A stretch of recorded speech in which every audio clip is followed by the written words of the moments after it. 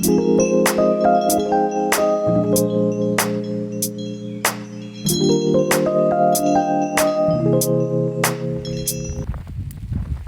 hi guys. Ngayon, susunduin ko si Amelia. Magpa-vlog tayo. Sobrang lamig talaga. And sobrang kapal ng snow and snowstorm siya since this morning. So, hanggang bukas pa to ganito. Susunduin ko lang siya. Tapos kukunin namin yung package saglit. I-drop off ni Martin. So, kami ni Amelia, maglalakad lang kami pa uwi. So, andito na ako sa daycare nila. And bawal mag-film as usual. So, kailangan ko munang i-end yung film. Just really quick. Tapos, vlog tayo ulit. So, guys, Amia's here. Say hi, baby. Hi! Yan. So, uwi na kami. Actually, nakuha na daw ni Martin yung package. So, sinabihan ko siya na i-drop niya na lang sa bahay. And, ako tsaka si Amelia, we'll just be walking home. Wait, so, sobrang sama ng weather today, guys. As in, sobrang sama talaga.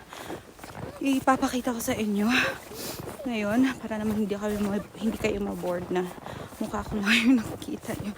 Kasi halos lahat, kahit sa South Sweden, problem din nila yung snow ngayong araw. And then hanggang bukas pa to. Papakita ko.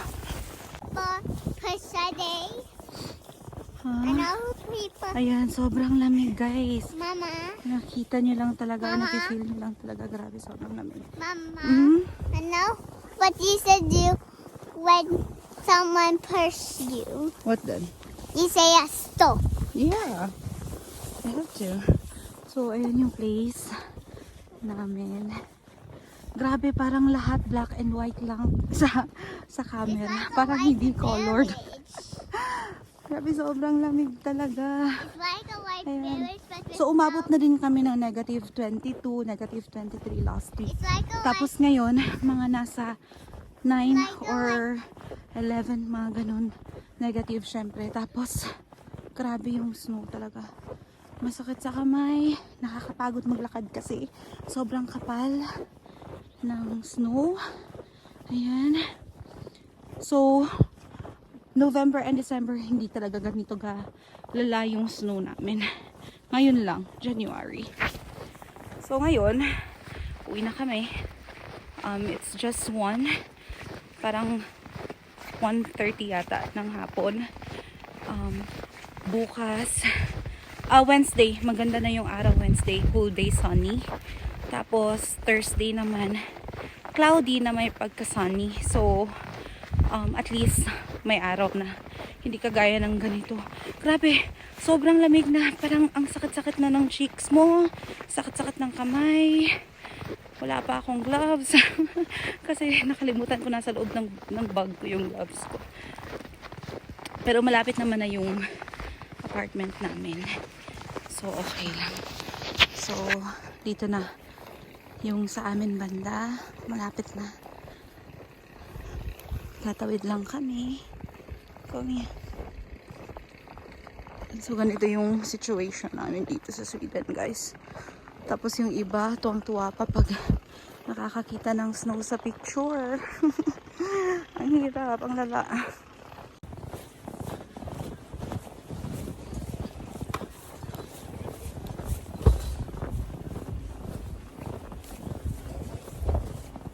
Go forward, Amelia. Go first so they will see how deep the snow is.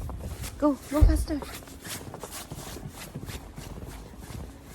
So, Amelia's turning 6. May 6-year-old na ako. Oh my gosh. Tanda-tanda ka na. So, nag-order na ako ng mga kailangan para sa birthday niya next month. And, sobrang kapal ng snow. Grabe, oh. Daily life. So, sobrang lapit na namin sa bahay. Unbox ko lang yung package. Bale, ano lang yun, guys. Table, parang jewelry table. Hindi pa siya kompleto. Bale, aayusin ko lang. Tapos, look how big the snow is. oh my God. Ibang tawag dito. ibang...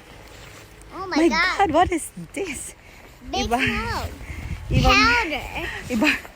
ibang video yung gagawin ko kapag isi-set up ko na yung para sa ano ko, jewelry ko. Para yung vanity room, kumbaga. So, ngayon, tingnan nyo guys, wait lang. May papakita ako. Tingnan nyo yung mga sasakyan. Tingnan nyo. Yeah. Tingnan nyo yung mabuti yung mga sasakyan, guys. Yung snow. Yeah. W. Grabe ang W. kapal. Ah. Ayan. 2, Mom. Oh. Mahihirapan si Martin mag-park nito mamaya. Dito yung parking namin eh. Tapos medyo makapal na yung snow. Baka ma-stuck na naman siya. Tingnan nyo to. Ano pa naman to? Yung pick-up. Ayan.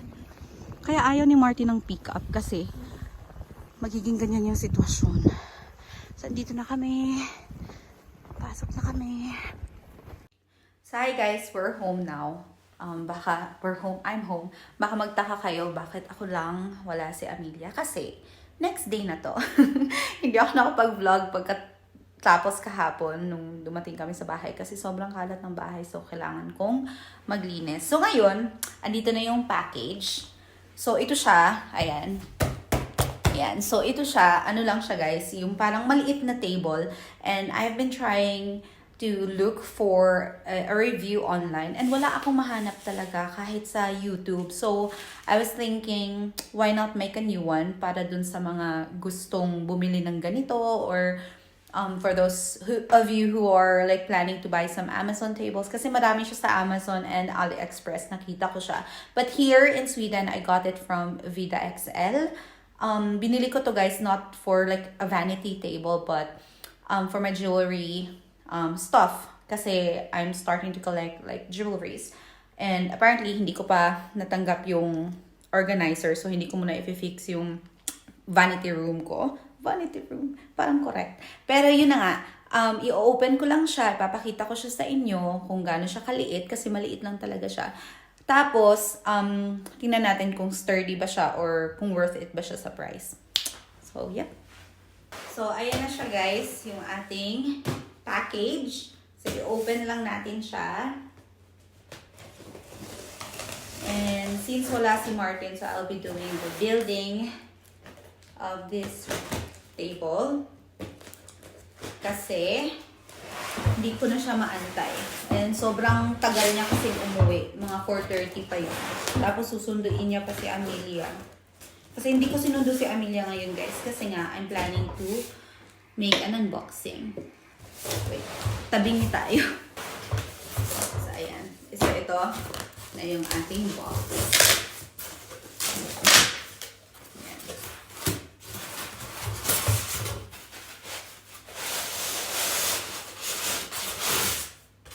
So, sobrang liit niya lang. Ano lang siya talaga. I think hindi umaabot ng 1 meter or baka half meter lang yung size niya. Wait.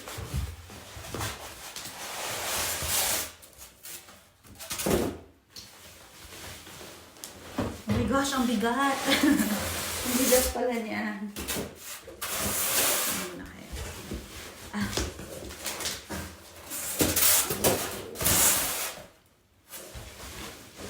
Ayan siya. There.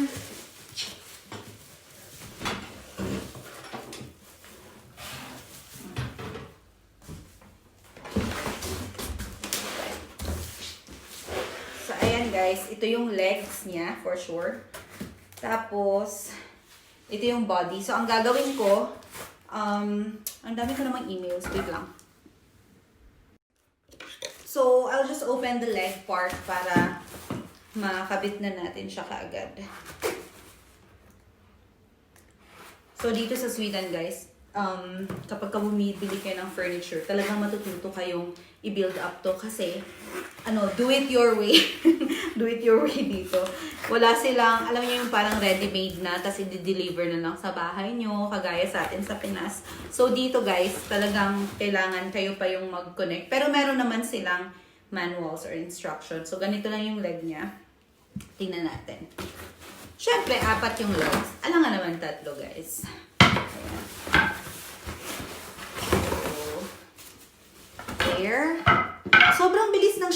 table na to kasi available na siya. Bali, nasa ano siya, nasa in stock siya. Kasi kapag ka hindi, aabutin to ng 2 weeks. Eh, ito walang 1 week yata. Dumating na sa akin. Oh, sobrang bigat. Mabigat siya in fairness. So, I plan to buy this kind of stuff kasi para maingatan natin yung ating jewelry. And para, alam mo yun, nakikita mo yung mga alahas mo, kung ano na yung mga nabili mo. Oh my God! Like, seriously? It came broken. So, ayan, dumating siya ng sira. Gosh, I need to take a picture. So guys, yun na, sira yung table. Naiinis ako sa vlog na to. Parang walang kwenta. Well, sira yung table. So, yung gagawin ko na lang.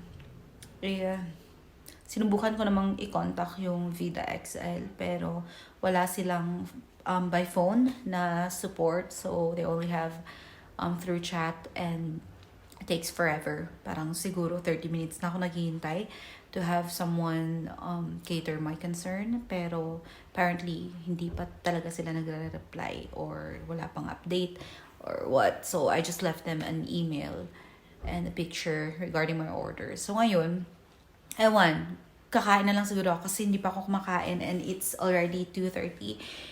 Hindi pa ako kumakain sa work, hindi ako kumain kanina, wala akong dalang pagkain and hindi ko masyadong bet yung pagkain kanina sa work. So, yun na, kakainis, naiinis ako, parang feel ko pa naman mag-vlog sana pero nawala ako sa kondisyon.